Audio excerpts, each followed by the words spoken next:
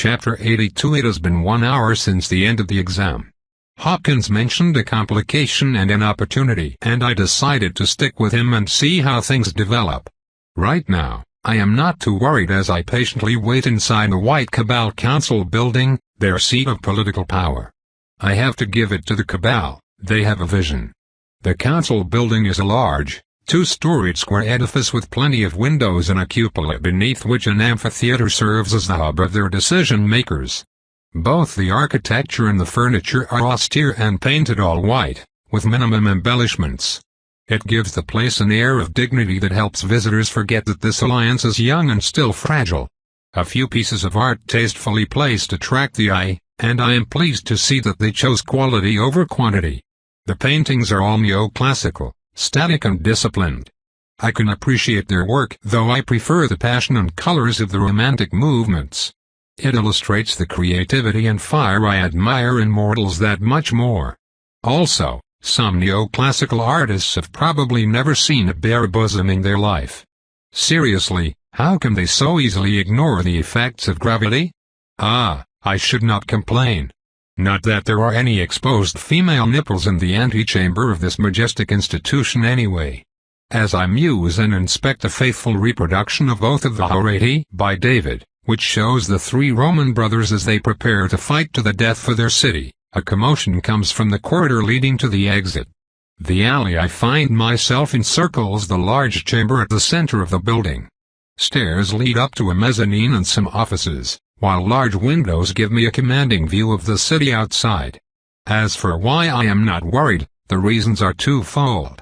First, the only force that would pose a mortal danger to me is firmly on Hopkins' side and therefore, on mine. Secondly, I am well protected by 20 Rosenthal mercenaries in their emblematic gray uniforms. That is why, when a large group approaches, I do not react, I do not stand up. I do not even avert my eyes from the masterpiece of civic duty and brotherly love before me. Bannings, their grizzled leader, approaches the newcomers. "Halt," he commands as his men close rank with their hands on their pistols. "May I ask your business here?" "I have no need to justify my presence at the heart of my own government," exclaims the leader of the troop of mages who just appeared. I can tell from their aura that those men know how to fight, though they do not carry the uniform of the Cabal soldiers. There are a dozen of them, some young, some old, all nervous. "If it's your government you want to see, the door is behind you to your right." I'm not here for the door, I'm here to take the vampire into custody in the name of the council. The man declares with far more confidence than he should. I can taste his fear under the cover of a bravado fueled more by pride than common sense. I do not react, nor do I need to. I was right to bring an escort, and Hopkins, always 2 steps ahead of his opposition, was right to give me some company. "Who is this I hear making such bold statements?" "Is that you, Garrick?" asks a calm voice. An old man with a flowing white beard and kind chocolate eyes gently pushes Bannings aside to stand between the 2 groups. "In the name of the council." There was no such order, as we both know. "Councilman Frost. Stand aside, this is no business of yours." "Of course it is, young Garrick, of course it is, since you just claimed illegitimacy you have no right to. Tell me, is this a coup? Are you rebelling against us and all of Avalon? Trying to seize power?" "What? No. We only wish to preserve the—" "Then why do you lie so shamelessly, young Garrick? Why do you usurp the council's authority? Under whose orders are you really here?" he asks, and the younger man clicks his mouth shut. I can appreciate that Councilman Frost is smooth, much smoother than the other man who looks more like a follower and lacks the older gentleman's political acumen. "Let me explain something to you, young Garrick, because though you may be a brilliant lad, you do not have the years of experience that I have. Imagine that you don't want 2 people to be married. The easiest way to do that is to have their families fight, yes? So you send a member of your family to attack a member of their family, there is a fight and the marriage is cancelled. Now, the important part to remember here is that you do not need to win the fight. You only need the fight to happen." Garrick frowns, unsure as to where the old man is going while his followers shuffle nervously. "You, Garrick, have not been sent to subjugate the vampire, but to create an incident, and I can prove it. I sincerely doubt it. Oh, ye of little faith, tell me, you know that the vampire you were sent to disturb is the one who saved our men during the disaster, yes? At that, low whispers spread through the ranks. So? Vampires have no allies but themselves. Do not be naive. Oh no, you do not understand. I am more concerned about the means than the cause. Why, I remember little Sola telling me how the vampire ripped apart the warded steel door of the cellar they were hiding in with her bare hands.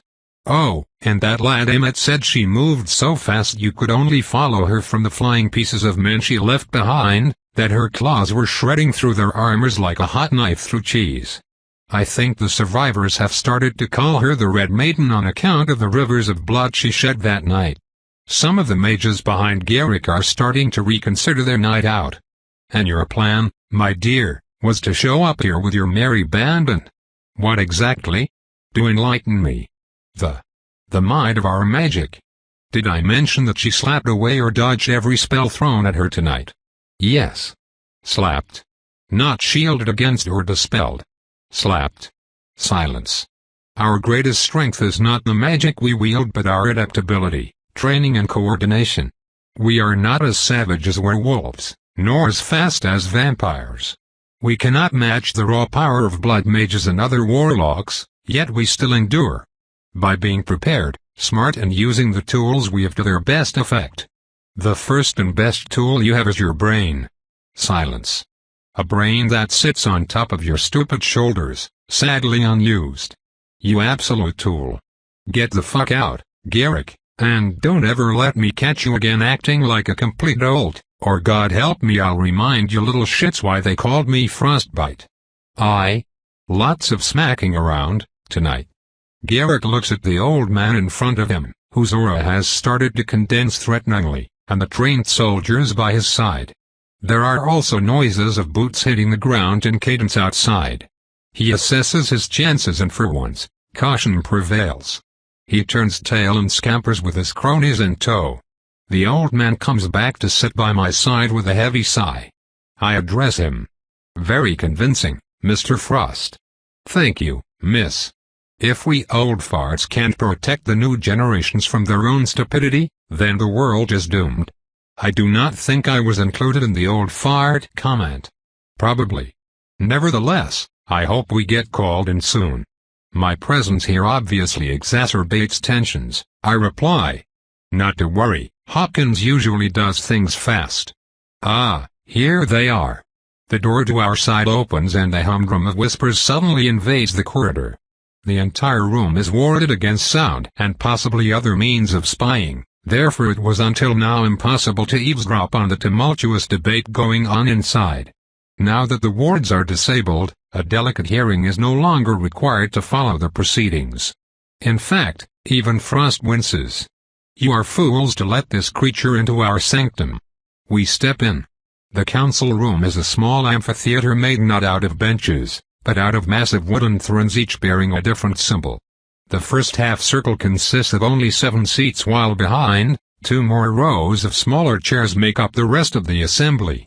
A single person sits facing the rest behind a bare pulpit. He wears a ceremonial robe and white that fails to mask his gut, as well as a mighty scowl above an impressive pair of chops. As we get in, he smashes an abused gavel on the depressed wood in front of him. If this session is the norm, I give the pulpit another 3 months tops before it collapses under the man's relentless assault. Order. Order. Councillor Pruitt, you do not have the floor. He then turns the incandescent focus of his gaze to me, then reaches inside his garment to reveal a lozenge pendant shimmering with colors. I cannot read the artifact's aura since the room is saturated with auras, but I can guess. Ladies and gentlemen, please reveal and verify your protective amulets, thank you. All present follow suit, including 2 guards by the door who eye me warily. Frost also reveals a defensive charm. I find it revealing that his own looks like a cross between a diamond and an icicle. The seated mages move to their neighbors, checking for defects. When they are certain that their minds are adequately shielded, they turn to the gavel man and nod. I do not try to taste the talismans nor probe their defenses, even though I am curious. It would not be worth it, and I may even get caught. Indeed, one of the main chairs, an old woman as wrinkled as a raisin, inspects me with a curious monocle. I perceive a tendril of essence sneaking towards me. Caution is one thing, disrespect, another. I block the probe and give the old woman a meaningful glance. Her brows rise in surprise, then she gives me an appreciative nod. I return my attention to the man at the center, who Hopkins explained to be the president. His role is to oversee the council and make sure everything goes according to the rules. To do so, he must forfeit any other position for life to limit the risks of partisan behavior.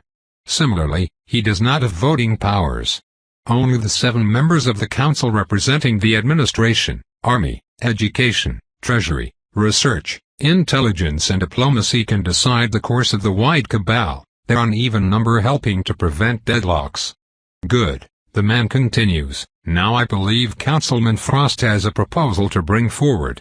I am left standing while the old man ambles to his own chair. He sits back heavily and answers. I do. The chair of diplomacy would like to bring forward a proposal of formal alliance between the cabal and the vampire house Nirari, represented here by Ariane of the Nirari. What? The irate man from earlier erupts from the side. Frosty, have you lost your goddamn mind? Hopkins, let that thing move freely around our children. She must be purged, both of them must be purged. The objector is a well-dressed mage with a hook nose and an elaborate dress. He is loaded with powerful artifacts, more so than any mage I have met before. I remember that the president called him Pruitt. Watch your tongue. I am done with your talks of tradition and values, they have proven their worth tonight. What? The man screams. I demand an explanation for those words, Frost. Easy enough. I supervised tonight's exam at the request of Councillor Hopkins, and I was shocked when your son ran away and left my granddaughter to die. You old imbecile, this is a trick to move you to betray us and what we stand for. I saw it happen with my own eyes. Your precious Cornelius turned tail and bailed out, leaving others to cover his retreat. If that is the lineage and greatness you claim, I'd rather have little Margie marry a donkey. Interestingly, Frosura starts to bleed out in the air and the temperature drops. I remember that Sola's aura removes corruption. His looks a bit more aggressive. Order, order. The president repeats with a tired voice, a sign that he has said these words far too many times. After pounding his poor pulpit like a battering ram on a fortress gate, and threatening to have Pruitt forcefully removed, he finally restores a semblance of calm. Hopkins uses this opportunity to expose his project. The terrible performance of Cornelius Pruitt gave us an opportunity to push an agreement between my house and the whole of the white cabal rather than just the military. Instead of a garrison, I could have an enclave with families, a library, workshops, everything. The people who would move in would certainly be the more agreeable members of their organization, further bolstering our cooperation. This is the third advantage, the one Jonathan had hinted at during our conversation earlier. It was heavily dependent on Cornelius Pruitt's poor performance, a hazardous prospect in my opinion.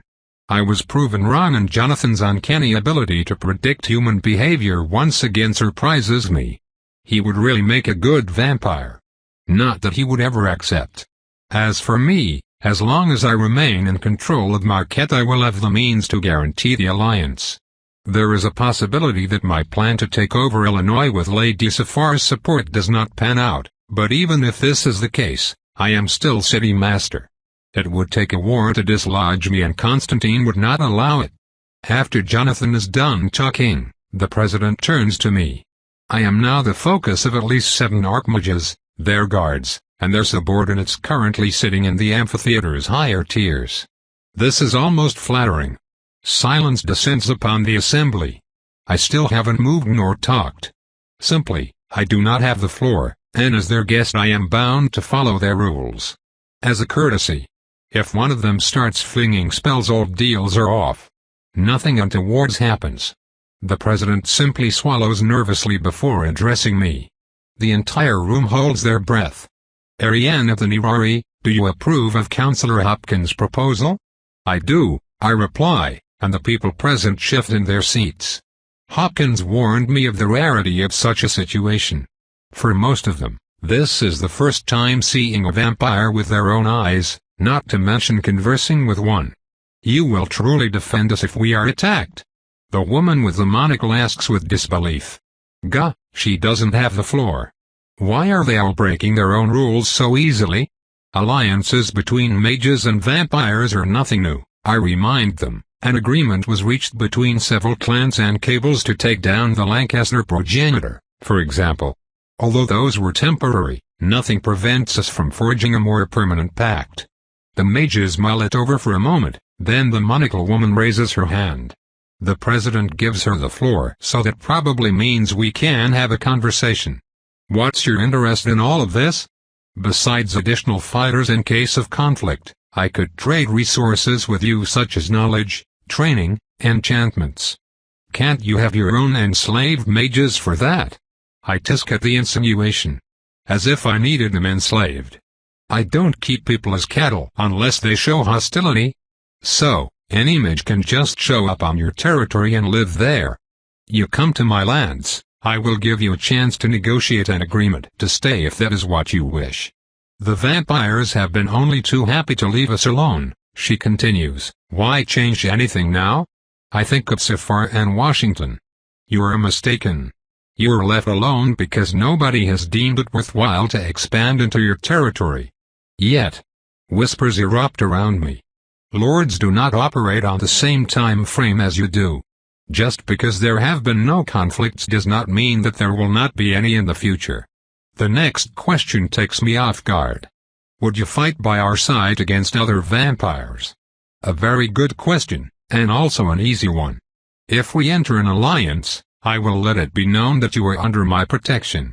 Any vampire who attacks you will know that it is a declaration of war upon me. Remember that our agreement is defensive in nature. If you attack a clan you are on your own. A few of the councilmen nod in understanding. In the end, a table is brought and a contract drawn. The cabal is allowed an enclave and market in the nicer part of town. Within their controlled area they can do as they please so long as it does not endanger me. I place a limit to their number and to the business interests they can develop and acquire outside of the enclave itself. They are not allowed to interfere with my activities, even if I slay humans, a condition that I thought they would object to more vehemently. We add a few more terms including the possibility to trade for services and an exit clause to allow for a peaceful end to the pact, just in case. I read the contract with attention once it is done, and find no obvious loopholes, so I sign it in its copies, before leaving the room.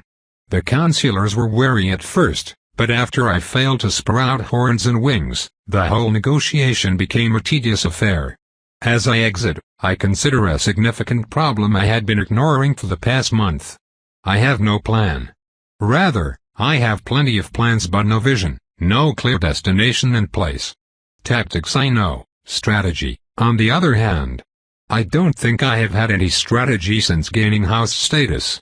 Such a thing is as dangerous as it is stupid and quite unlike me. Even signing 2 agreements in such a short time was hastily made and not particularly smart. I reacted. There is even a small chance that I bound myself to a cause I may later regret. I climb in the carriage that will lead me to my retreat for tonight. I accepted Jonathan's hospitality, and will therefore slumber in a safe room under his house. If he did not have the soldiery under his control, I would never have taken such a risk, even with Loth's impregnable sarcophagus to protect me. I relax in the seat and continue with my introspection. What is my long-term goal? To kill my sire and his mother before either one of them becomes unstoppable. Or at least disable them permanently. How do I manage this? By accruing power, disabling Malachim, and forging alliances with people and organizations. I don't even know if it will suffice. That step is simply the necessary condition to even find a way to deal with them.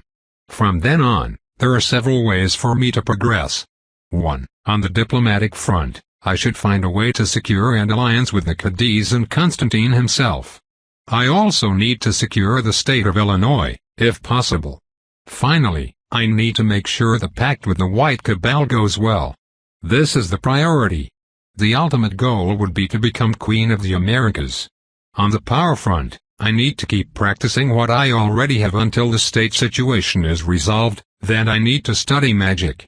Once I have solid foundations, I will keep training and find new and interesting people to consume. Beyond that, I have several opportunities to explore, though they will have to wait. I nod to myself. I had the right to take some well-deserved rest after what I endured. Now, it is time to be a little more proactive. Jonathan joins me an hour later and we sit in his cramped yet comfortable living room, him nursing a cup of tea. I notice the small telltale signs that the man is exhausted and respect the fact that he hides it remarkably well. "What did you think about the new recruits?" he asks. "Not much. Some had potential, some less. They are still horribly green." He nods. "You are correct, of course. I hope tonight's ordeal will be a wake-up call for some of them." "Like that particularly arrogant team?" "Yes, them. I will be running them ragged for the next 3 months." "Surely you are exaggerating," I lightly object. "They showed maturity for such young people." "Isn't 3 months too much?" Jonathan lifts one imperious brow. "Do you know, Ariane, that Cedric made some considerable effort to gather information about you after your encounter?" "Oh. He is preparing for a rematch?" "Indeed not. He was trying to find out if you had a boyfriend." I ponder this revelation for a moment. "You know what, you were right, beat some sense into them." Sitting before my desk back at the manor 3 days later, I consider the fact that I have made a mistake. Specifically, Urchin claimed he could now write, and though I somehow doubt he could master both orthography and calligraphy in so short a time, I gave him the benefit of the doubt. "Never again. Urchin." I start, holding his report of what happened in my absence. "Yes, Melody. During my second life, I have suffered countless indignities." "Melody?" "I have been shot, stabbed, eviscerated, burned and partially exploded." "Yes, Melody. I had silver nails driven into my gums and my fingers repeatedly severed with what amounted to a silver-coated gardening tool." "Yes, Melody. I was driven half-mad by thirst, enslaved, caged and humiliated." "Yes, Melody. And despite all of that, reading that report of yours is still one of the most grating, disturbing experiences I have ever had to face." "I am sorry, Melody. It is a nonsensical amalgam of barely readable and horribly misspelled sentences that could not be called English by the most generous of teachers working in an asylum for the criminally insane." "Yes, Melody. If I were to read this anathema to grammar aloud, I shall surely conjure up a demon, which would then wail in despair at the treatment and promptly beg to be sent back to hell. I apologize, Melody. Henceforth, you shall read what you wrote aloud before delivering it to me, and if you cannot make sense of it yourself, you shall write it again. I understand, Melody. Or I will go over every mistake and use your own intestines as script to illustrate my points." "Very well, Melody. You may go, the timing is ill-chosen for your arcade lesson." "Very well, Melody, goodbye." I watch the man's retreating back. I remember that I should not be too harsh in my treatment of my own subordinates, however after what that little scoundrel did to the written art I could simply not stand by and allow this ignominy to go unpunished. We ride through the woods in silence. Tauran did not ask questions when I dragged him from his paperwork, nor did he question me when I told him I needed his help. Instead, he just followed with grim determination. Truly, he is as intense a supporter as he is a lover. I can only be thankful that he is so firm and solid in his character, and that his spirits are always up. That kind of thing. Truly this relationship has been more fulfilling than I had ever hoped. Meadows and I emerge from the dense thicket first, soon followed by Crawware and my lover. A small pier stands before us, upon which a canoe waits where I left it. The lights of Boston shine from somewhere on the left while on our right, the ocean beckons. I dismount and rush to the small ship, but Tauran intercepts me and sits first. "I will row," he declares, and I let him. We push away from the rickety wood and make for the sea. I direct Tauran to a cove and endure the scrutiny of his steely glare. If you are in trouble, my love, tell me now. 2 heads are better than 1. It is nothing bad, I just really need your presence for this, I reply. I am intrigued. Ah, is this it? He asks as we come in view of a one-mast skiff moored not far in the distance. I nod and we approach, then board it. I rented this small ship for 2 days and had one of Wilhelm's men sail it here under the cover of secrecy. So far so good. I climb first and find the packed clothes next to the tiller, just as I instructed. Here, put this on please. I will be right back, I tell Tauran. He is looking more bothered by the minute, and yet he still does as I request. I climb down a hatch to the single deck and check around. Behind a row of crates, there is a very comfortable mattress as well as my own disguise. I don it and climb back upstairs. Tauran looks just as amazing as I expected in a light blue officer uniform that fits him perfectly. He is currently inspecting the sea, leaning sensually against the railing. The sensual part might be just in my head. Captain, I whisper suggestively. Tauran turns and his eyes widen as he takes in my appearance. The scandalous pants, the outrageous open vest that leaves little to the imagination. The tricorn. His mouth forms a perfect O as I place my fists on my waist and push my modest bosom forward, clearly showing that I am not wearing anything underneath. We will be separated for a while to pursue our own projects. I want to make sure he remembers me, and doesn't get any ideas. Then something happens that I was not expecting. He throws his head back and chuckles. The chuckle turns into a cackle, then a full belly laugh that shakes his entire frame. He is still laughing when I push him down. Tauran takes a slightly embarrassed expression as I draw him. He is completely naked and stands proudly, looking into the horizon. I, on the contrary, am not naked. I am wearing the tricorn. My hand flows on the paper, drawing lines while I commit the colors to memory.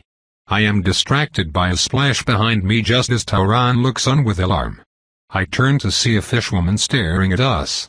She smells of magic. Not this kind of night. Shoo! I declare. She does not react. Her eyes are fixed on Tauran. No ogling, I warn. She does not reply. A dark tongue slides from her lipless mouth, tasting the air. She then turns to me. Nirari. Strong, she observes with a raspy voice. Then she's off. The carriage stops at the bottom of the manor's ascent next to a small gathering of buildings meant to house less prestigious human visitors. The door opens and I smile as my minions walk out with tired expressions. Safar requested that I take over a district for her. It will require a solid dose of diplomacy and finesse. For the rest, I will have them. The first to step down is one of the Creek brothers, who took the name Cruz. Cruz wears Western frontier clothes mostly made of leather as well as a war axe which is currently tucked away in his luggage. He greets me with a silent nod and lines up to wait for the others, his one surviving eye coldly inspecting his surroundings. Cruz is a man of few words, even before losing an eye to the Murghole hounds. It is now hidden behind an eye patch that does little to mask the impressive claw scar on his cheek. The second man to climb down is David King, whom I bought in Kentucky, after his father asked this of me as a dying wish. The free man now sports a cowboy hat and a most impressive bushy beard. Oh yes, he will do nicely. He tips his hat and goes by Cruz's side. I eagerly await the next two. First comes John with a beatific look on his horrifying mug. By the Watcher, but did I miss the big oaf? He drags his wife behind him, whom I meet for the first time. 6'3", brown hair, blue eyes. The build and face of a veteran British grenadier. Oh my! I feel so very sorry for their children. If one person's appearance could be improved by being smacked in the face with a brick, it will be what comes out of that. Woman's nethers. Watcher, why did I even think about that? Arg! Some things should never be. Unaware of my growing horror, John jumps forth to introduce me to his slightly bashful absolute mudspout of a woman. I smile at the pair and wish them my best wishes for their matrimony, exerting once more all of my self-control and vampiric poise to chase the image of these two together from my vulnerable psyche. John is completely oblivious to my discomfort. He just bounces around with beatific happiness while his snaggletooth trig of a wife looks on with a mix of apprehension and distrust I associate with women fearing a rival. I would like to comfort her and assure her that she has nothing to fear, the two of them being in a category of their own. Possibly a species? I refrain. It would be in poor taste to do so, and although I mock the woman's appearance in my mind, I have no reason to offend her in reality. And so, I smile and play the good host. John and his wife shall have a separate house for the duration of their stay, while the two others have single rooms in the barracks. Solveig already arranged everything at my bequest. As I am about to turn around, I am surprised to see both Lady Safar and Lord Jariak ride down the slope on nightmares. Jariak's humongous mount makes every mortal take a step back. "My dear Rianne," the Hastings woman starts with a honeyed voice, "those are your dear associates who will accompany us, yes? What a, colorful lot." Her face betrays nothing and her tone is just as pleasant as before. Still, have I just been firmly rebuked? I have no idea. They have proven themselves on numerous occasions and will be the more conspicuous members of my retinue, I reply somewhat defensively.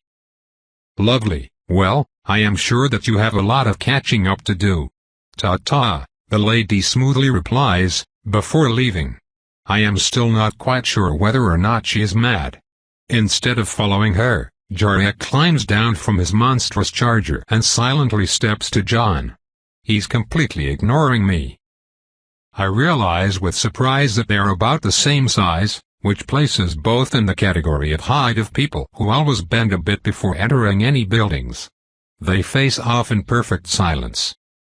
Then, with slow purpose, Jariak grunts and takes a strongman posture, contracting arms and chest to display his impressive muscles. John is different. He is not as lean and corded as the ancient vampire. His body is broader but also just a bit softer. He looks a bit less like a trained knight and more like someone who could break a bear's spine with his bare hands then carry the carcass over his shoulder to the nearest town. John turns to me. I don't know what to do, so I just sign go ahead, which means that he will do as he pleases. My loyal defender huffs and puffs and places his fist over his head, his shirt protesting the abuse. 3 buttons are on the very edge of popping, held together by faith and stubbornness. The two hold the pause for a few seconds. Then they both deflate at the same time. They shake hands. Jariak climbs back on his horse and leaves without a word. He still hasn't acknowledged any of us. I am at a loss. Is this a mortal thing? I turn to John's wife, who looks just as helpless as I do. Or at least I'm pretty sure she does. Hard to tell for sure. I take a few seconds to recover, then direct everyone to where they belong. Enough silliness. We have a city to take. Chapter 83. The planning phase of the conquest takes me by surprise. I expected many things from Lady Safar, a cold and reptilian intellect, an impressive network of informants, a secret army. Something. I also expected her to give me a precise plan that I would have to follow, since she is the leader in this operation. I was terribly wrong. I do not know if the difference stems from culture or her personality. However, what is certain is that Safar's approach to strategizing is unlike anything I have ever experienced before. And yet, I cannot deny its efficacy. First, she invites me for tea, again, and spends an entire hour questioning me about my takeover of Marquette. How did I proceed? Who did I recruit? What structure did I use? How did I handle the problems I faced? The questions are many and apparently important, since she asks me to elaborate on several occasions, never interrupting me. The next set of questions are even more curious. What opportunities did I miss? What do I regret? I do not understand why she asks these questions, yet I answer, with the belief that she has more experience and a vested interest in her own success. Her inquiries are never personal enough to grate on me, and I have the distinct feeling that she is doing more than just preparing for the next task. She is assessing me as an ally, or even a rival, which we will inevitably become if everything goes well. I have much to learn. Eventually, we move to another table containing a map of the district, and it is then that I realize the full extent of Lady Safar's preparations. Washington is not as big a city as I expected from the capital. It is, in fact, two counties bound together artificially and placed under the direct control of the federal government. The location itself is the result of a compromise. Before the decision, it was mostly marshland. I am terribly embarrassed that a foreigner would teach me that. In any case, two counties make up Safar's potential territory. To the east of the Potomac River, a federal city harbors the capital and all the other important landmarks. To the west lies the city of Alexandria, an important slave trade location currently in decline, partly due to fear that the federal government will outlaw slavery within its own district. This is where Lady Safar wants me to focus my efforts, since I have just the right set of skills. Alexandria must become my primary source of income and recruits. There are 3 gangs and 2 mage groups I would like you to take over, she says. Subjugate or neutralize? I ask. Goodness me, my dear, you do not mince your words. To answer your question, nobody wants to rule over a graveyard, do they? Whenever possible, I would like you to convince their leader to meet me for negotiations. All in good faith, I assure you. Of course, I expect that some of them may prove unreasonable. Do your best. Force them to negotiate or perish, make examples. Got it? I want you to attend the meeting with their leaders, dear. I am confident that I can teach you a thing or two, not that you need much. Of course, it would be my pleasure. Lovely. Oh, I am so chuffed. I did not expect that we could start so early. And there lies her genius. She is alone, therefore she does not have the numbers to rule over an entire county, yet. By deliberately choosing a smaller city with a disproportionate political influence, she has made the best use of her means. This begs the question, why is she alone?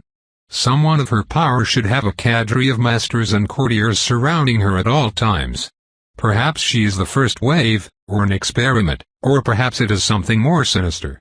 Once more, I made an alliance with someone I did not fully understand, and while it saved me before, it might just cost me in the future. In truth, I have rushed into the game with clumsy enthusiasm only to realize that I was surrounded by bear traps. Only my friends and Tauran's interest have protected me from the consequences of my recklessness so far. This needs to change. Lady Safar is the one I should emulate. She reveals little, learns much and weighs her decisions. Yes, I am convinced that she knows how to play. I still want to know why she is here, alone. I think about it as the meeting ends and she politely shoos me on my way.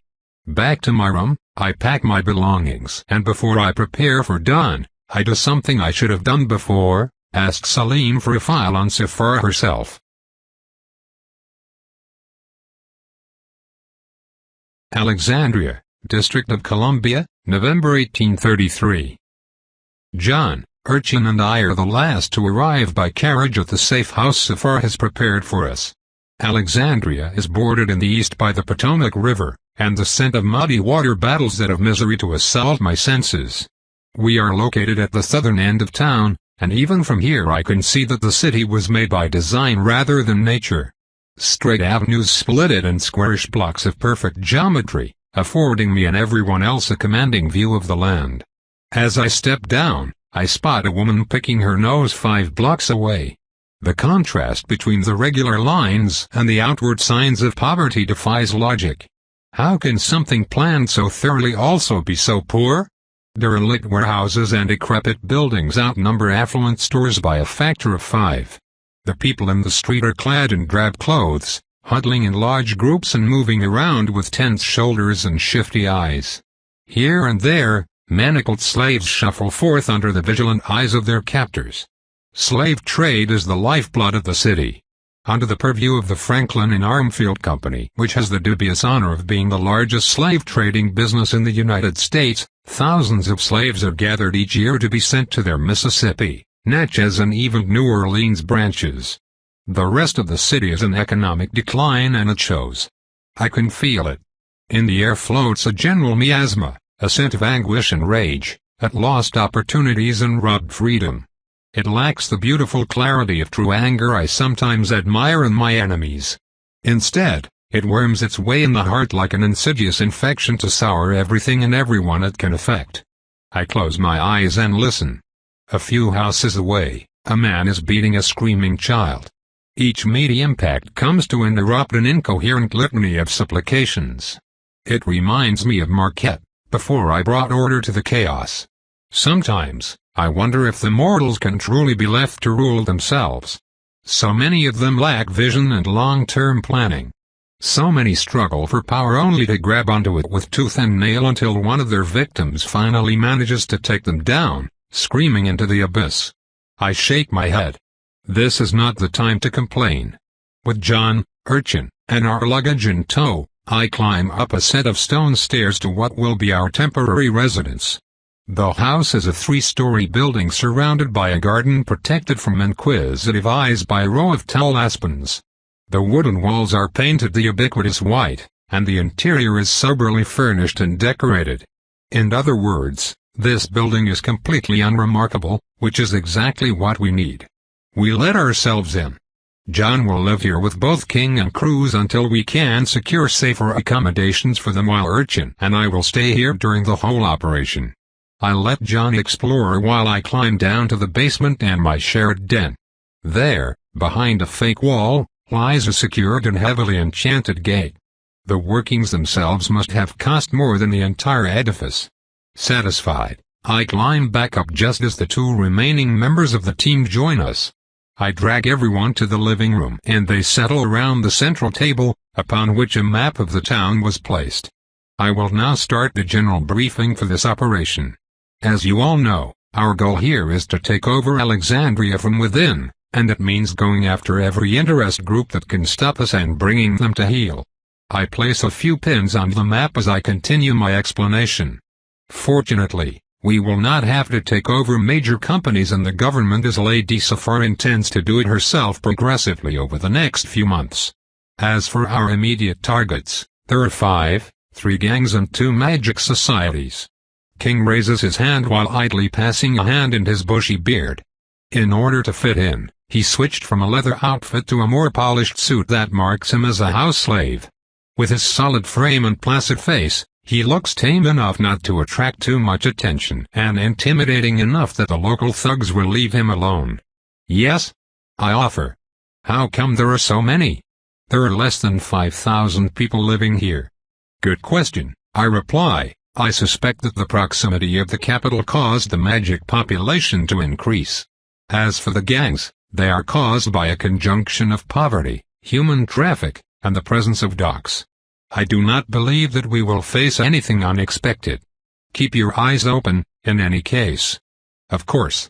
Now for the plan, our best bet is to go after the different groups one by one, starting with the bottom of the social ladder. That means the gangs. I point to the more affluent part of town. Over here are the Federals. They're almost legal, and they offer private security for visitors and businessmen alike. They operate a few loan sharks around town and control this area, so I included them, but I do not expect too much trouble. I will visit them tomorrow evening and talk to their director. The next 2 are more concerning. I point at the docks. The riverside is under the domain of the Potomac Mudmen. They focus on smuggling and protection rackets, mostly, with some illegal fights on the side. They recruit from German and French immigrants and are relative newcomers around here. I then point at the slave pens. Those are the Palm Street rat catchers. They are the most numerous group here, and the oldest gang around. They have the habit of starting fires in houses of people they don't like, and since they control the fire brigade, extinguish it just a bit too late. Their other major source of income besides protection rackets is kidnappings. They have agents go over the north and find interesting black freemen, who they proceed to kidnap and sell here. The slaves are carried south, most of the time before they can be rescued. I stop for a moment as King's massive hands clutch the table until the wood groans. Sorry, he whispers, his eyes still shining with barely repressed hatred. As such, I continue, they have the most money and power. Lady Safar and I agree that 3 gangs is too many. The Federal's illegal activities will be suspended and one of the remaining groups destroyed. After consideration, we have decided to ally with the Mudmen and destroy the rat catchers. King visibly relaxes, while Urchin raises a hand. Yes? I'll take smugglers over kidnappers any day of the week. That said, why not take over the biggest group? I nod to show my support. I encourage inquisitive minds, especially when they are employed in my service. We would prefer to keep this town's social structure mostly intact and cannot do so if the local hierarchy crumbles. The head of the rat catchers is a man who goes by Jed the Punch. He has ruled the streets with an iron fist for the last 10 years with the benediction of the local judge, with powerful lieutenants removed as soon as they became a threat. I estimate that, should I dominate him, he will lose the edge that allowed him to stay in power so far and fall within a week. His personality is simply too paranoid and aggressive to come to an amenable agreement without stripping him of his abilities, I'm afraid. At the same time, there is no heir apparent to replace him should he fall. Any partial removal will lead to a struggle for dominance, so it makes much more sense to destroy the entire leadership in one blow and absorb the rank and file into a pre-existing organization. I pause, considering whether I should share the rest of my thoughts. In the end, I decide to do it. He's also a despicable prick and I want him dead. For some reason, all the others nod in understanding. Right. I will start working on the gang issue after I wake up. Tomorrow, I want King to find us a warehouse on neutral ground. Present yourself as my butler. Feel free to grease some palms. Will do. Cruz, you stand out too much so I need you to stay hidden until we reveal ourselves. The Creek warrior nods silently, a finger trailing the massive scar on his face. He is still wearing his hunter leathers and I see no reason for him to change. Unlike King, he will never fit in here. Good. You should rest tonight. Urchin and I will scout the town. Dismissed. The tables at the King's Inn are spaced enough to grant their occupants some semblance of privacy. The white cloths and silver cutlery give it a luminous sheen, almost enough for everyone to forget the rampant poverty outside. The major domo leads me forward with a light frown, hinting at the intense disapproval he feels. Mr. Cole is, after all, a married man. The unofficial leader of the Federals gang is an old man with the weathered face of a career soldier. He sits ramrod straight in his chair, holding a book and sipping a tankard of ale. He lifts an imperious brow when I sit at his table without permission. The major domo hesitates behind me, then decides to beat a hasty retreat.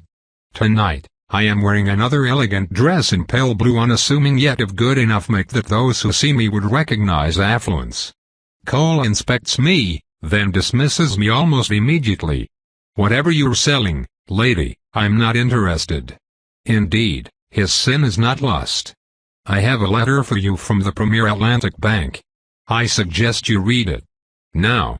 Cole frowns at my tone, but the mere mention of his main creditor brings fear where there was annoyance. Now, he stares at the piece of paper as if it were a bear trap. It would be in your best interest not to try my employer's patience, Mr. Cole.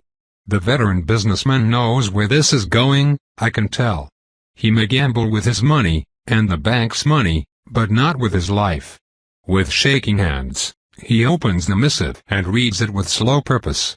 The message is short and unambiguous.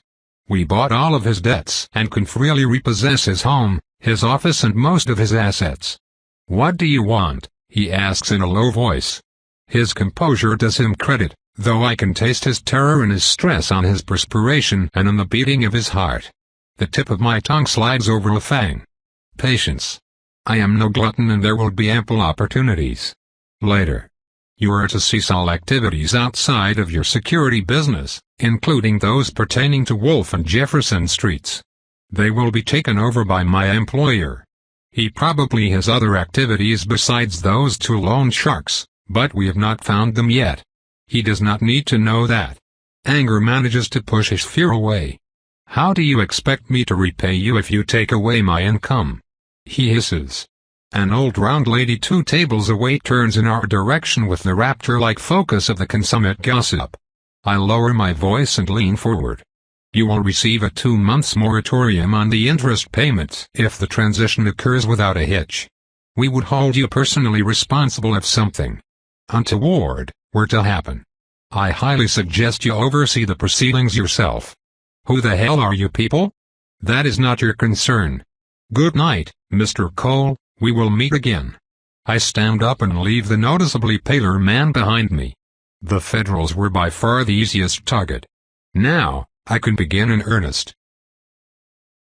The carriage deposits me in front of the office of the respectable Mr. Jones, Harbor Master. I knock on the door of the large building and am quickly let in by an annoyed man with a pencil-thin mustache. What business do you have here? He asks with as much disdain as he can gather. I ponder having John, who's right behind me, teach him some manners. Unfortunately, we are still in enemy territory and I need to keep a somewhat low profile for as long as I can. Frustrating. Mr. Jones is expecting me. Is he now? Yes, I add, with just a hint of pressure, he is. The infuriating doorman takes in my appearance and finally recognizes the marks of understated wealth. Apologies, please come in.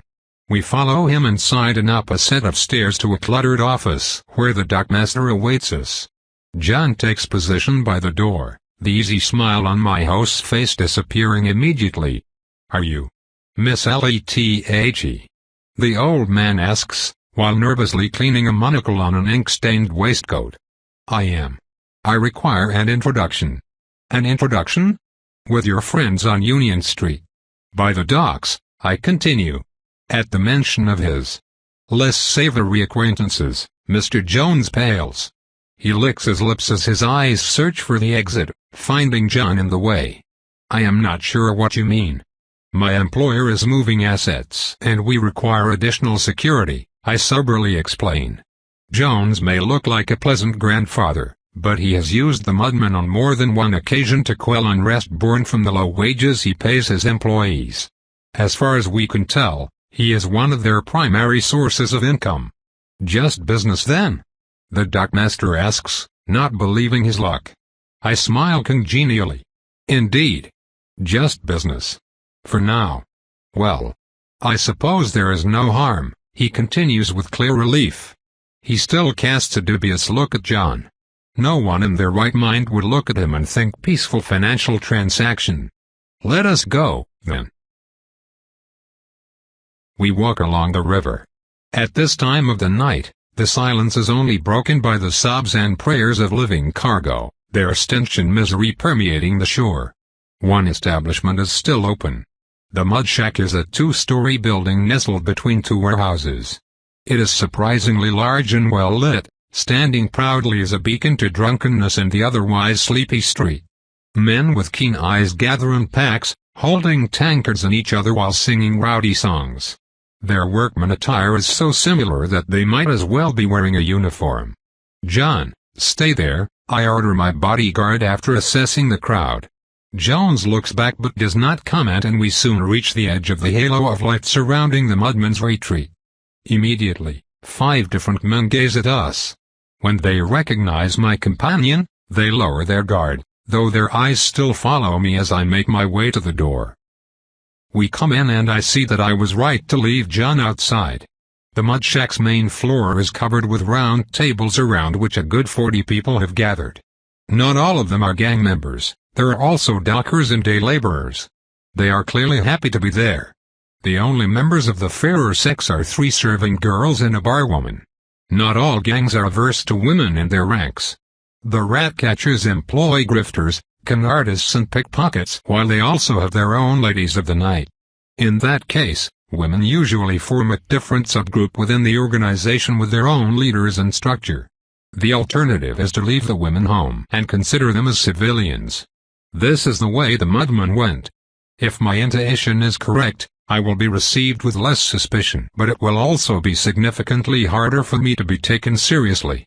Taking John inside would have been perceived as a challenge.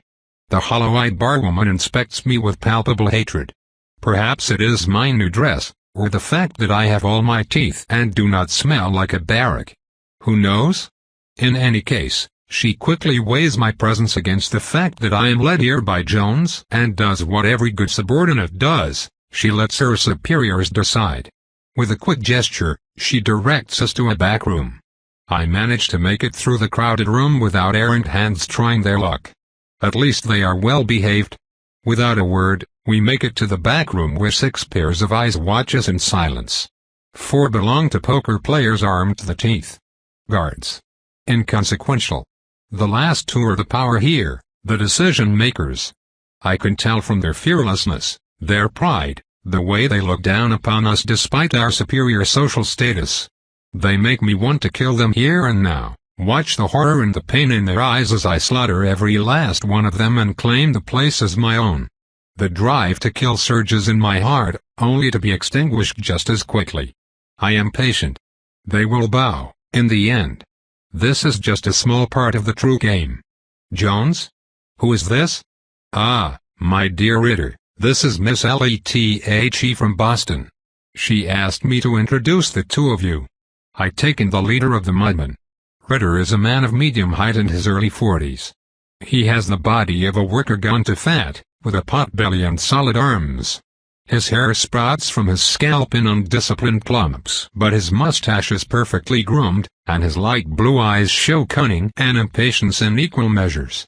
His companion is much younger, with shoulder-length sandy hair and clear brown eyes. He wears the same attire as the rest of the gang with some extra attention to his appearance, like a colored scarf and a necklace. Just enough to be noticed. I decide that he is probably a protege. Hear that, lads? We're famous, Ritter says with a gravelly voice. His stooges chuckle obligingly. I have 2 ways to do this. I could play the temptress, mixing elegance with just a bit of flirtation. This would position me as a traditional woman and guarantee a polite distance. It could, however, backfire when they realize they will be working for a lady Safar. The second way is to come out as an off-man. It would deprive me of my civilian status, in exchange for a more equal relationship. I will go with that. I step forward, overtaking Jones. Immediately, the smiles turn to cold masks. My employer believes we have a common problem. Who is that employer and what problem would that be? We will remain anonymous. I don't think you will, the man says as he stands up. Jones retreats to the side while the guards form a half circle at my back. Ritter closes the distance between us with his pretty boy by his side. He invades my personal space. His breath reeks of cigar. Now. He begins, then stops when he feels the cold business end of a concealed pistol pointing at his unmentionables. Too close. Slaughter the sheep. No. Our eyes meet. I do not try to charm him as there is no need. Then, slowly, Ritter smiles. You've got stones, woman, I'll give you that. With a hand wave, he sends his men to sit back down and takes a respectful step back. He walks back to his desk and pours himself a glass of liquor. I'll hear you out, but watch your words. We want the rat catchers gone. That got their attention. I hear gasps and accelerating heartbeats all around as they realize the enormity of what I just said. To me the rat catchers are just one hurdle on the path, but to them, it has been the dominating force in Alexandria for years. Always, they have had to live with that shadow. If it were so easy, we would have done it already, woman. You want to bring in an army? I only need access to their leaders including Jed the Punch. We will take care of the rest. Wallace scoffs, his disdain clear. He does not think much of outsiders, an arrogance born from half a decade of unchallenged power. He is wrong. It is a mistake to believe that a stable situation will remain so in the future. A crown can be lost in a day. I hope that Jed has formed a similar bias. Eventually, greed and hope overtake the man's caution. I can tell that he does not truly believe I will be successful. It is chaos that sways him, and hope that I will upset the rat catchers enough to damage their position in the city. In 3 days, there will be a death dance. It's an underground tournament that occurs every year with a good amount of money to be won. All of the rat catchers' leaders will show up with their champions. Not that it matters. The Crusher is undefeated. A contest of pugilists? Bare-knuckled, vicious fighting. Crusher's been earning his nickname for a while now. Only the desperate and the insane join the fight now. Fresh faces looking to make a name, debtors, slaves looking for freedom, take your pick. It's still bloody fun. Just, people bet on how long the guys will last. Do they accept new entries? Yeah, you can join the tournament, but didn't you hear a word I say? Whoever you throw in there's either defeated by a contestant or killed by that monster. I cannot help the slow smile creeping on me. All of the Ratcatcher leadership under a single roof? A distraction? This is just perfect. Do not concern yourself, Herr Ritter. I have just the man. Chapter 84. I miss the opera. The entertainment is better, and the spectators at least make a token attempt at maintaining personal hygiene. The Ratcatcher's death dance venue was a repurposed warehouse with a circle of sand in its midst overlooked by rickety lodges. I am in such a lodge now, with Urchin by my side. All of the remaining ones are occupied by the Ratcatcher leadership. On occasion, Jed the Paunch will invite one of his subordinates for a private talk that will leave the poor bugger pale and sweaty. I can track the small signs of concern on his rotund face. Even from here, I see the grease-stained shirt straining to hold his expanding gut. He does not even have a neck. Instead, his repulsive face is ringed by a circle of worm-like flesh covered with coarse hair. I bet I could run a lantern for weeks on the fat of his body. I would not, of course. The stench. His concern is well-deserved. John has gone through the brackets like a stiletto through the skin, taking everyone by storm. None so far managed to stem the placid violence of the man they have come to call Jolly John. My faithful servant is far from invincible. He lacks the adaptability and quick thinking that defines true genius. He does have his strong points. I remember Ritter, the Mudman boss, telling me that he was too soft. The gang leader took a look at my aide and dismissed him as powerful but otherwise harmless. Not a true warrior. He is somewhat correct. John will not fight as a first reaction. He is pure and innocent, unwilling to hurt those around him. Unless, of course, I give him the order. The beauty of perfect control is that John fights with no hesitation and no remorse. If I order a man killed, that man must die. It is right, because Ariane ordered it, and so it shall be. And killed he has. When I picked him up in Marquette, John was skeletal.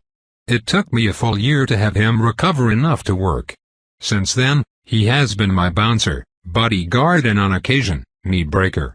The truth is, John is both very well trained and experienced.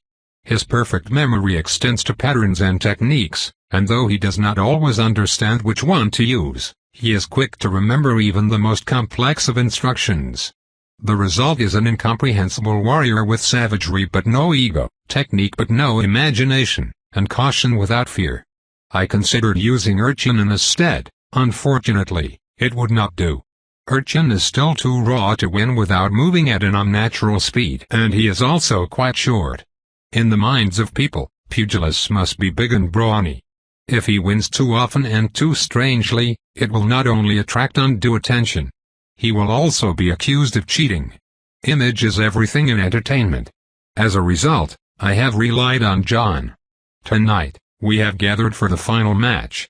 Around the arena, men and women sit on chairs, crates and anything else they could get their hands on.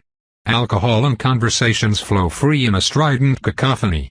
Scantily clad girls cling to the arm of the more well-off gangoons while others, the grifters and con artists, gather in mocking groups who tease passing men and sometimes even relieve them of their purses. Some attendants drink, some scream, and a few have even set up an improvised ring where the hot-blooded may get a sample of the spectacle to come. The smell of sweat both fresh and old mixes with that of old wood and spilt beer to form the classic mix I expect from frontier watering holes. The main difference is the energy. The taint of despair permeating the city here turns into frenetic and deleterious energy. Hearts pump fresh blood to minds already intoxicated by the promise of violence and blood to be shed. I see it in their frantic eyes, the way they lick their lips and the manner in which they track movement at the periphery of their vision, hunting, searching, waiting for the coming of the gladiators.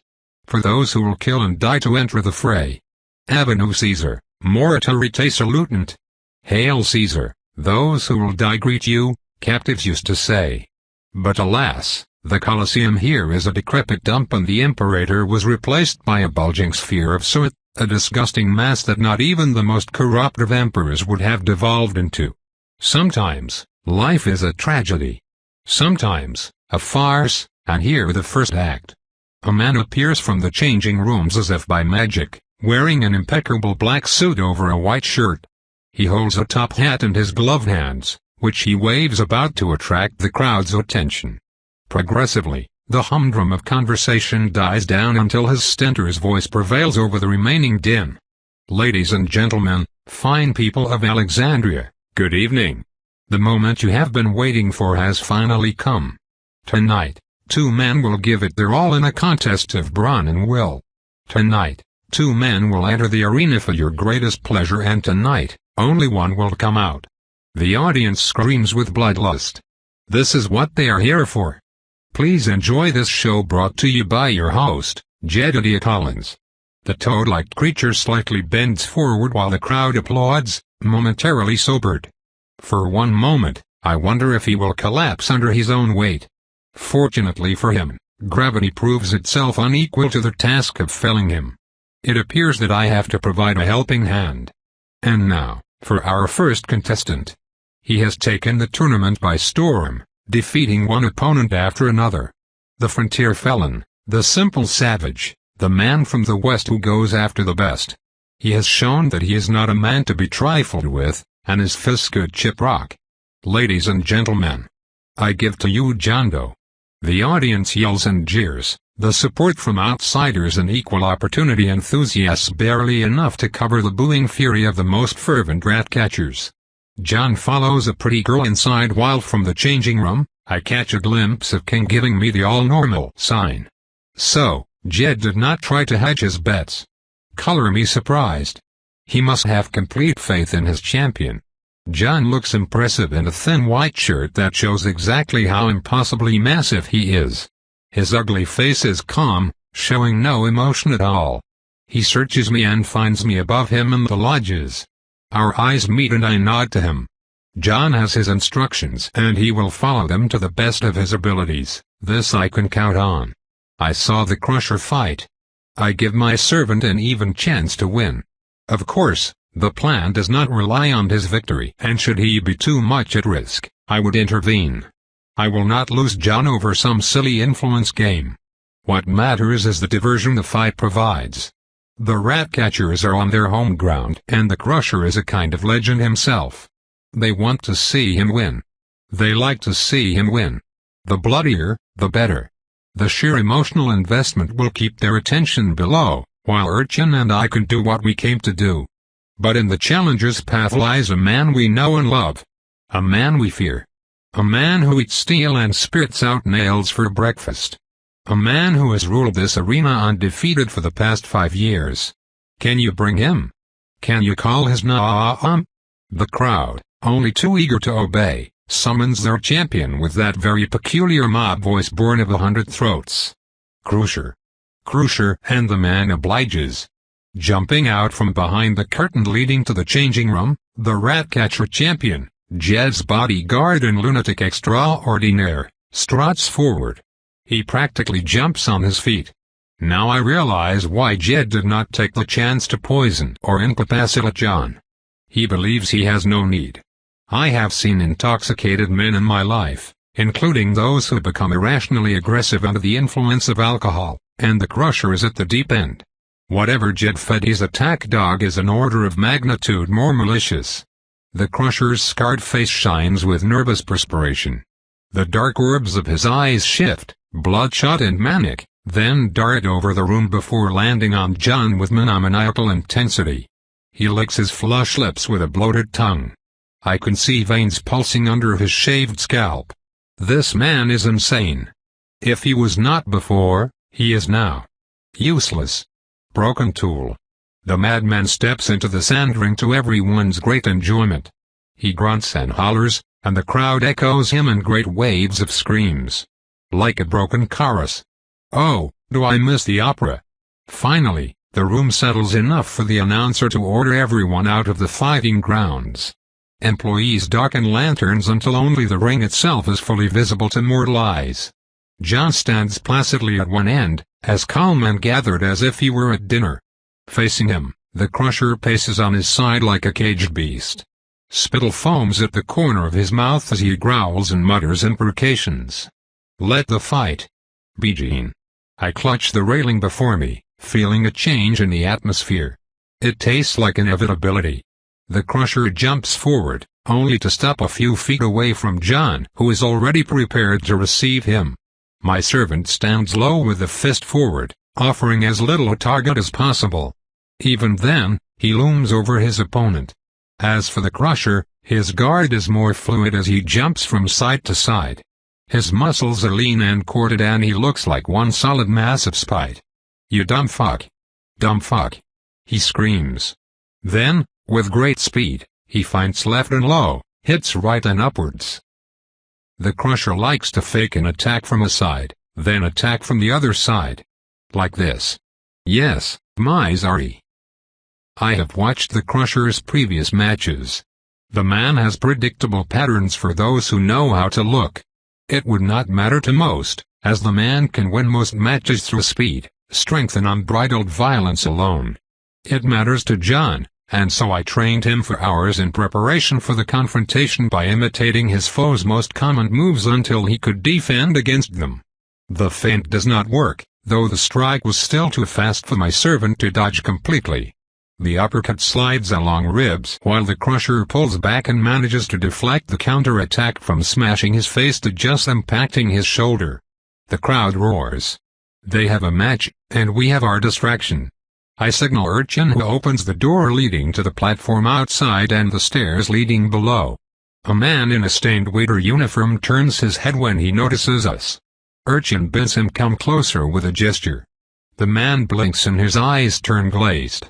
He closes the distance while I put on my mask, in case I get spotted. Urchin seizes the waiter by the throat and kills him, gesturing with his left hand to take the man's falling platter before it can hit the ground with a clang. Then, we are off. I turn left while he turns right. As the crowd roars, I open the door to the next lodge to the surprise of one of Jed's lieutenants and his bodyguard, slicing their throat under the cover of bloodthirsty screams. In the ring, John and the Crusher probe each other's defenses with quick jabs and the occasional low kick. I look at the dead man at my feet. Harry the Minge, according to Urchin's intelligence gathering. He was responsible for the Ratcatcher's staff from task distribution to recruitment. Next lodge, Velvet, the gang's resident madam. On the opposite side of the circle, Urchin steals a gun before it can be fired and practically decapitates Elbow Jim, the head of their protection racket. Our eyes meet briefly. He is doing well. Below, the exchange between combatants is getting fierce. He will try to grab you. When he does, he will look like this. And move like this. Grab his neck if you can, keep your arms free and turn around. Urchin, give me a hand. Yes, misery. The Crusher throws a right hook then dives, taking one of John's legs. John immediately encircles the other man's neck and leans forward, using his free leg to maintain his balance. He moves backwards and to the side when his foe presses on and otherwise punches him in the ribs. After a few seconds the Crusher gives up. He pushes John back with a parting left jab that hits my servant in the temple. John retaliates by digging his left foot in the sand and throwing a devastating right kick that catches the madman in the thigh and sends him reeling. John shakes his head and starts moving again. I'm going to kill you, dumb fuck. I'll kill you slow and everyone will love it. The crowd is on fire. In the lodges, Fast Jack and Crude Kurt die a silent death. In the ring, the fight gains in intensity as both opponents get used to each other and start taking risks. Most blows are dodged, deflected or blocked, but still they fight with bare knuckles and the sounds of impact is loud enough for even mortals to perceive over the whispers and jeers. John is still fine, but he is just one simple man while Jed's drug-fed hound looks too excited to feel anything. He even laughs after some of the strikes. Fight defensively. You don't have to win, alright? You just need not to lose. Be safe. Yes, Misery. I will be careful. You stupid, dumb fuck. You can't do shit. You're just a fucking dumbass. Both combatants are bloody. John is slowed, and I see some anguish on his normally unflappable face. He is in pain. My servant. No, I must trust him. Mortals should never be underestimated, and this applies to the ones I picked myself. Pride is ever our greatest weakness, and to think only I can be depended upon is a clear sign of it. Let them make mistakes and suffer. It is also how I grew. Instead of acting, I moved to the last lodge. Below, the fight is taking a turn for the worse. The Crusher is still not feeling pain. His attacks are relentless and drive John into a corner. My servant buckles. His breath is panicked, pained, and too fast. I need to hurry. I enter the last lodge on my side, just as Urchintus appears to complete his last objective. Jed is bent forward, staring at the show before him while munching on a chicken leg. Half-cleaned poultry bones litter the ground at his plump feet. 2 bodyguards turn when I come in. I kill them with a dagger through the brain and hold their bodies as they fall. Yay, kill him. Jed blurts. A piece of chicken skin glides through the air, leaving behind a trail of spittle. Need to act fast. I step forward, then stop. Beneath us, the Crusher had been increasingly red tonight. Now though, I notice that he is a strange shade of purple. Could it be? The Red Casher champion stops. He raises a hand to his heart, frowns. John stops hyperventilating. He takes one last seismic breath and lowers his turtle stance. Misery. Yes, John. Do you want me to win? If possible, yes, John. I very much want you to win. All right, Misery. John bellows. The yell pierces through the screams, the laughs and the encouragements. It pierces through the smacked furniture and applauses. It pierces through the very night as John moves. His fists blur as he abandons any pretense at defense or even at breathing. Then, John goes to town. The Crusher attempts to protect himself, in vain. John is a hurricane of knuckles and imbecilic rage, as relentless and unimaginative as an avalanche. Punch punch punch punch kick punch. He does not relent, not even to breathe, and the flurry of blows eventually pierces through his foe's guard, first with glancing blows, and then more consistently. The champion stumbles to the side, offering his back to John, who smashes the exposed neck with a two-handed hammer blow. The Crusher is not even screaming anymore. John circles the man's neck with his massive arm and turns around, lifting the bruiser as if he were a bag of grain. Then he places the man's neck on his own shoulder, his own 2 hands under the jaw and pulls. The snapping sound resonates like thunder. Wow! The Crusher's corpse falls to the ground, the head at an impossible angle. I do not know what to say. Silence, sudden, deadly silence spreads over the room. It is over? I was not expecting this at all. You did it, you magnificent bastard. You won. John, bloody and hurt, covered in shades of expanding red and blue, John the underdog, but John victorious, turns to the crowd and lifts his humongous hands up. Who's the dumbass now, huh? Huh? Cries of outrage now sound across the room. Jed somehow manages to jump to his feet, thus violating several rules of physics and inertia. He points a wavering finger at the man below him, who robbed him of his Brise fighter. His shrill voice cuts through the chaos. Seize him. He. Many heads turn to us at the interrupted speech, their eyes going wide as saucers as they register that the gang boss is bent forward over the railing by a woman in a mask holding a pistol. Screams of fear and surprise now overcome those of anger. The mob shifts and roils, looking around at the noticeably empty lodges. I like that moment. The reveal. The moment they realize their castle of cards is folding after almost 10 years of stability. All it took for us was to open the door and the winds of change sent the whole edifice crumbling. They realized their strength was merely an unchallenged weakness. And the thing the survivors of the purge to come will remember is that one white mask, basked in the light of dimmed lanterns above the bleeding corpse of their deposed tyrant. I pull the trigger. The detonation is deafening. A woman faints as pieces of brain splatter in and around her cleavage. That will not wash off.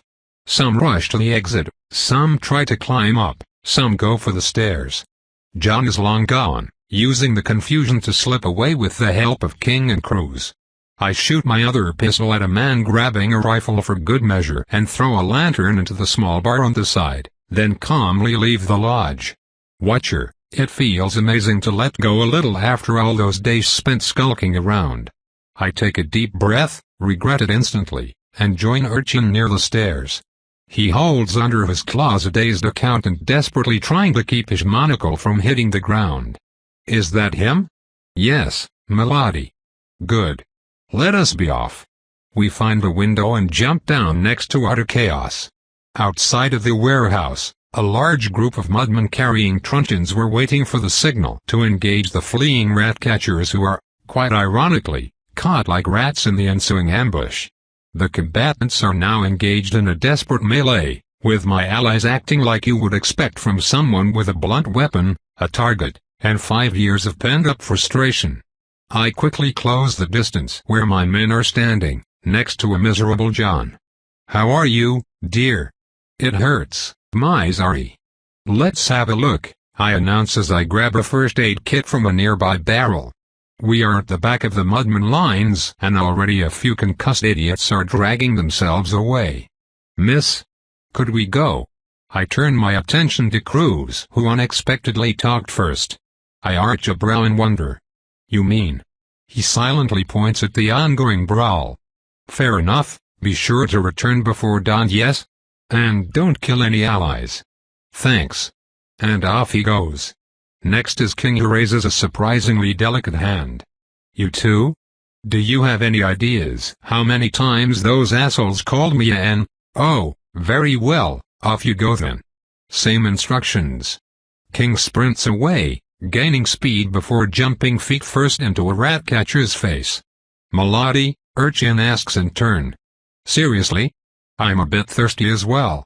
Just go, I'll keep an eye on our guest, I add, as I look at Urchin's captive currently hugging the floor and whimpering. My minion goes off to join his comrades in arms while I tend to John's many cuts and bruises. Nothing broken, apparently, but he should still rest for at least a week. I won, the large man observes. That you did, John, it was an impressive fight. It was hard, he continues in a soft voice, then after a while, he was smaller but it was still so hard. I continue cleaning and bandaging. I thought I was the strongest besides you. Now there are other strong people, like Urchin. Or that man with the gray hair. And that very tall man at the castle. There are many people and they are all very strong. Stronger than me. I had not realized he was suffering from his circumstances until now. What can I do? I am not special anymore. I am just dumb now. You do not need to be the smartest or strongest to be by my side. Besides, the Crusher cheated, I interrupt him, trying to assuage his fears. Is it the kind of cheat that makes him lose the match if people know? With the announcer in Jed's pocket? On their home ground? Not a chance. John reads my silence with surprising accuracy. Then it does not matter that he cheats. John, you can't be the best at everything. I am not the best at everything. We can only improve ourselves and rely on each other, yes? I want to be the best, he replies softly, looking into the distance. In a way, I understand him. It feels good to be respected for your expertise, even if others share it. I am not sure what to say. For the first time since I picked him up more than a decade ago, I have not managed to convince him. John spends the rest of the night in silence. The man Urchin scouted then captured was in charge of the rat-catcher's purse. With his enthusiastic contribution, we managed to recruit, eliminate or exile all of the remaining gang members as well as seize their assets in less than a week. The violence and suddenness of the assault gives them no time to recover and regroup. Soon enough, the mudmen are left in charge of Alexandria's network of criminal activity. On a whim, I decide to allow Cruz and King to handle the returning flesh traders coming here from the north to sell their kidnapped victims. They worked well and I find the reward appropriate. The warehouse we purchased at the western edge of town soon becomes loaded with war prizes, legal documents and other confiscated goods. I spend a large amount of time suppressing reactions to our little takeover by convincing officials and journalists that they should focus on something else, for their health. This leaves me little opportunity to handle the rest, and I end up accepting more than 15 new recruits who prefer to join me instead of the mudmen. I end up using them for patrols and intelligence. As for our allies, Ritter is fully occupied with glutting himself on the spoils of his erstwhile rival. The few times we meet, I obtain a new reaction I had expected. Fear. The tales of the masked woman fly around town from gossips to taverns. Most cannot attach a face to those rumors. He can, and he does not seem to be enjoying the experience. I understand him easily. I have already replaced one boss, why not another? As a result, he was more than eager to meet my employer, if only to avoid being next in line in the reshaping of Alexandria's underground power structure. That does not stop me from planting a few suggestions through charm and bite among his most valuable subordinates, of course. I would be an idiot to trust him and his willingness to cooperate. Soon, we have a perfect map of the mudmen and their assets, just in case we end up requiring a more aggressive approach to their management. Once I decide that the situation is well enough in hand, I approach Richin as he polishes his shoes near our de facto armory. He has taken my remarks to heart and gives more attention to his appearance now. The result is, well, better. I need to work on his poise more in the future. He does not walk, he lurks. Urchin. Melody? It has been a month since you became my follower, and you have now completed your first full operation in a satisfactory manner. I am pleased with your service. For some reason, the poor Vanheim courtier looks on in alarm. I can only presume that no one ever paid him any compliment without following it with a particularly horrifying betrayal. Thank you.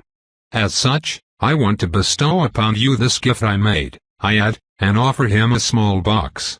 It contains a curved dagger made of a steel and silver alloy I made myself at the manor, with inlays enchanted at great cost by one of Wilhelm's retainers. The result is both elegant and deadly, allowing the wielder to stab and slice to his heart's content. The poor lad opens the box with reverent eyes, even waits for my approval to pick the weapon.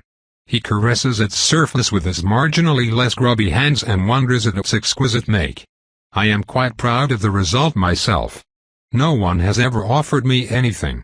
It's beautiful. I am delighted to hear it. This blade will serve you well in the struggles to come. We are doing well so far, are we not? He mentions while looking at the plunder we gathered. Indeed. Sadly, this was the easiest target by far. We had good intelligence, the element of surprise, and 2 vampires while they had no forewarning, no faith, and no magic.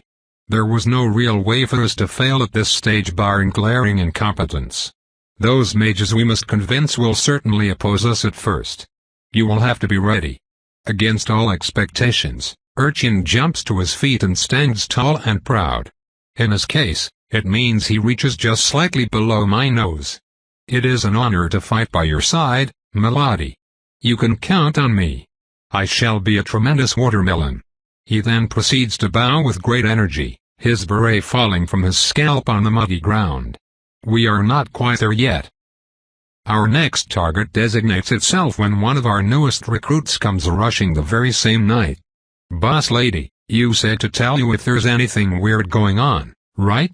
What have you found? Well, you know that bookshop you asked me to look at. There are at least 20 people that went in, right? Yes, and? It's been 3 days and not a single one has come out. Problematic. Toad continued. Thanks for listening.